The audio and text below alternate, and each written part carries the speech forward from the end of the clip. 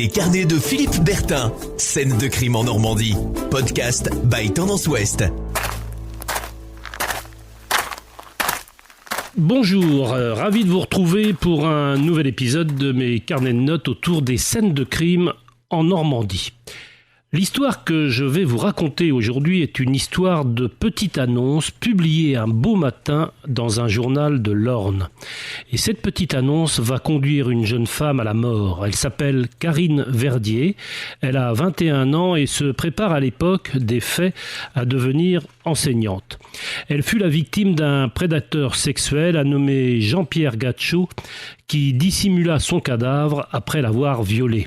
Les faits se sont déroulés il y a 15 ans maintenant, c'était en juillet 2005 dans un petit bourg du Calvados entre Lacy et Saint-Vigor-des-Mézerais à une vingtaine de kilomètres de Vire. C'est au bord d'un champ tout près de Saint-Vigor-des-Mézerais à 2 kilomètres à peine du bourg que le cadavre de la jeune femme fut découvert au bord de la départementale 303. On a retrouvé le cadavre de cette malheureuse victime enfermé dans le coffre de sa propre voiture, une Renault 5. Une scène de crime épouvantable au fond d'un petit chemin creux entre Lacy, là où vivait le meurtrier, et le bourg de Saint-Vigor-des-Mézerais, le village où il avait donné rendez-vous à la jeune étudiante. Jean-Pierre Gatchot, rapidement interpellé et confondu par les gendarmes, a été condamné en juin 2007 par la cour d'assises du Calvados à la réclusion criminelle à perpétuité assortie d'une peine de sûreté de 22 ans.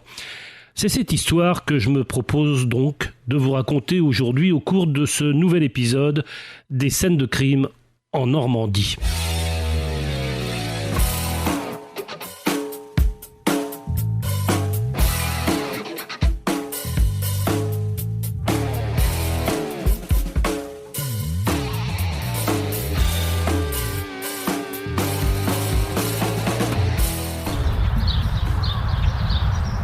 Nous sommes donc au tout début du mois de juillet 2005, vers le 6 juillet. Karine Verdier, jeune étudiante à l'Institut universitaire de formation des maîtres, c'est l'institut qui prépare au métier d'enseignant, dépose une petite annonce dans un hebdomadaire de l'Orne. Elle a prévu ce texte: étudiante, bac+3, IUFM, donne cours du primaire au collège, garde d'enfants et suit son numéro de téléphone. Cette petite annonce, c'est tout simplement pour lui permettre de trouver, c'est ce qu'elle espère, un peu de travail saisonnier. Nous sommes, rappelons-le, en juillet, et Karine, la jeune étudiante, veut se faire un peu d'argent de poche. Elle propose donc, via cette petite annonce, de garder des enfants à domicile, de faire un peu de babysitting ou bien de donner des cours pendant les vacances. Or, il y a parmi les lecteurs de ce journal quelqu'un pour qui cette petite annonce n'est pas anodine. Elle va retenir toute son attention.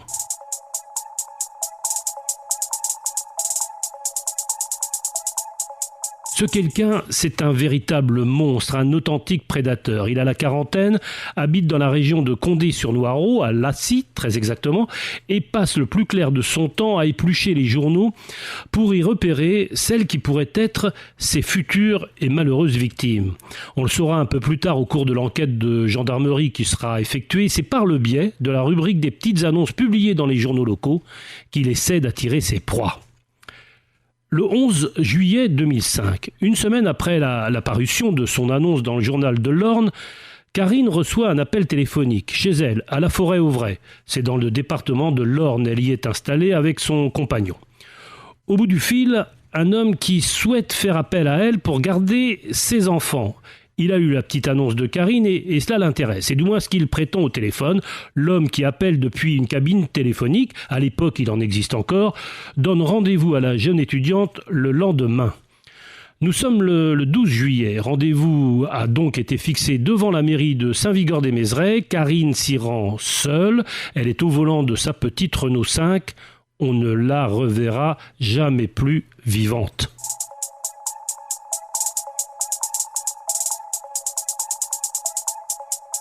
C'est ce même jour que son petit ami, inquiet de ne pas la voir revenir à la maison le soir même, qui prévient ses parents. Il y a quelque chose qui ne va pas. Karine aurait dû rentrer. Les parents de la jeune étudiante s'inquiètent eux aussi. Peut-être leur fille a-t-elle eu une panne de voiture ou bien un accident. Ils n'hésitent pas une seule seconde. Accompagnés du petit ami de Karine, ils se rendent à l'endroit précis où elle leur avait indiqué avoir rendez-vous dans la journée du 12 juillet, c'est-à-dire à Saint-Vigor-des-Mézerais, sur la place du village devant la mairie. Entre cette commune du Calvados et la Forêt-Auvray, dans le département de l'Orne, il n'y a qu'une petite trentaine de kilomètres, pas plus.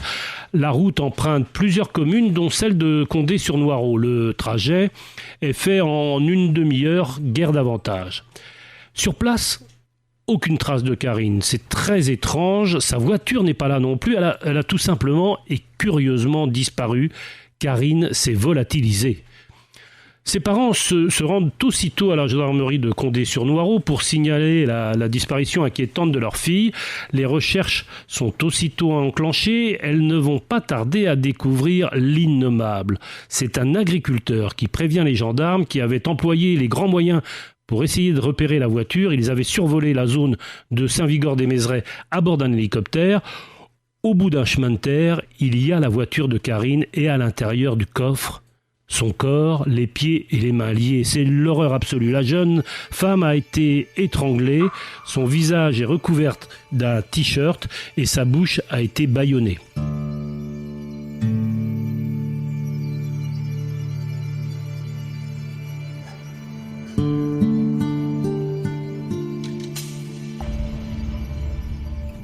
L'enquête ne va pas mettre longtemps à mettre la main sur un suspect. Les gendarmes que commande alors le lieutenant-colonel Thomas ont épluché les appels téléphoniques de la jeune fille dont ils ont retrouvé le portable dans sa poche au moment de la découverte de son cadavre. Ils confirment le coup de téléphone qu'elle a reçu 2 jours plus tôt depuis la cabine de Saint-Vigor-des-Mézerais. Or, dans le voisinage, des témoins entendus par les gendarmes indiquent qu'ils ont vu un individu téléphoner depuis cette même cabine. Les enquêteurs l'identifient rapidement.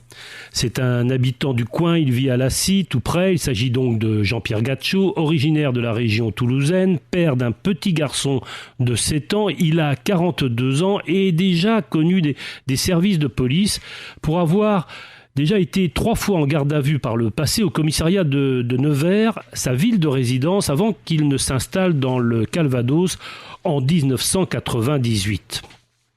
Il apparaît très vite aux yeux des enquêteurs qui l'interrogent comme quelqu'un de baratineur et de tchatcheur. C'est ainsi d'ailleurs qu'il sera décrit dans la presse à l'époque.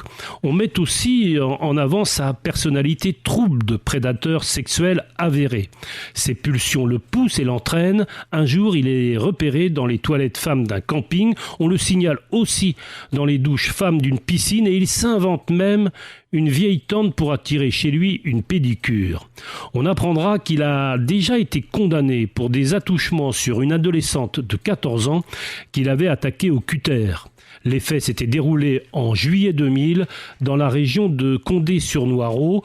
Jean-Pierre Gatchot avait été condamné pour cela à 6 mois d'emprisonnement. C'est donc un récidiviste. À l'époque, je vous l'ai déjà précisé, Jean-Pierre Gatchot passe beaucoup de temps à éplucher les petites annonces des journaux locaux. Et du temps, il en a puisqu'il ne fait rien, n'exerce aucun métier. C'est un être solitaire, un marginal qui vit au crochet de la société. Sa seule ressource est le RMI, le revenu minimum d'insertion, qu'il touche chaque mois et qui l'aide à vivre. Au fil de l'enquête, rapidement bouclée et rondement menée par les gendarmes, on finira par reconstituer en détail cette fameuse journée du 11 juillet 2005. Jean-Pierre Gatchot admet devant les gendarmes qu'il a en effet, ce jour-là, voulu tendre un piège à la jeune femme. Lorsque Karine arrive à Saint-Vigor-des-Mézerais, sur le lieu convenu du rendez-vous place de la mairie, il lui demande de bien vouloir le suivre chez lui, à Lassy, c'est-à-dire à quelques kilomètres de là, pour lui présenter ses enfants. Lui s'est rendu au rendez-vous en VTT. Il demande alors à la jeune fille de le suivre au volant de sa voiture. Rappelons que Karine a été appelée par celui qui sera son meurtrier pour effectuer chez lui des heures de babysitting. Or, arrivé à la maison de Jean-Pierre Gatchot, une petite maison de campagne au volet blanc, il n'y a aucun enfant. Il n'y en a pas. Mais la jeune femme se retrouve alors, nez à nez, avec 3 énormes chiens des molosses qui la menacent. Il y a 2 bosserons et un doberman. Elle prend peur, veut repartir, mais impossible de faire demi-tour. Le piège vient de se refermer. Son meurtrier a imaginé ce stratagème pour la forcer, dira-t-il, à une relation sexuelle.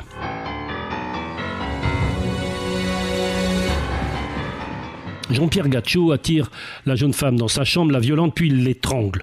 Il dira ensuite au cours du procès qu'il a, je cite, commis l'horreur et qu'il a paniqué. Il attache pourtant les pieds et les poings de Karine avec du fil électrique qu'il avait préparé chez lui avant le rendez-vous. Il aurait même dit à l'un de ses amis de ne pas passer chez lui la veille et le jour du drame. Il transportera ensuite Karine dans le coffre de la voiture de la jeune étudiante qu'il conduit lui-même à 2 km du bourg pour la laisser en rase campagne sur un petit chemin de terre, là où on la découvrira.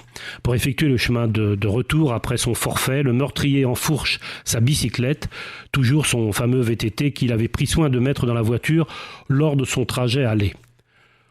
Au moment du procès qui se tiendra 2 ans après les faits, l'avocat général demandera au juré la plus extrême des fermetés.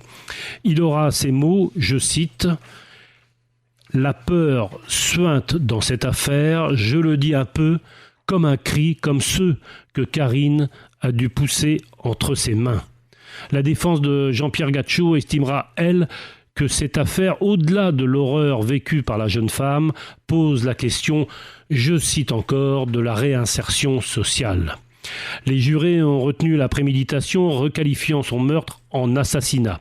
Jean-Pierre Gaccio a été condamné donc à la réclusion criminelle à perpétuité, assorti d'une peine de sûreté de 22 ans, suivant en cela et pour partie les réquisitions de l'avocat général qui avait demandé une peine de sûreté de 30 années. Un de ses amis à Jean-Pierre Gaccio a témoigné sur les réseaux sociaux. « Comment peut-on faire cela ? C'est un monstre. C'est un homme que je connais depuis 15 ans. Jamais je n'aurais pu imaginer cela. »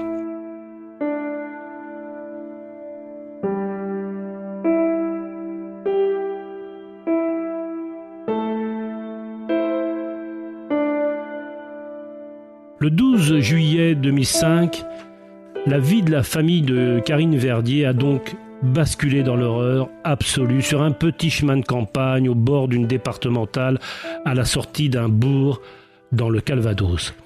2 jours auparavant, Karine, jeune fille à l'avenir prometteur, fêtait avec tous les membres de sa famille le mariage de son frère aîné.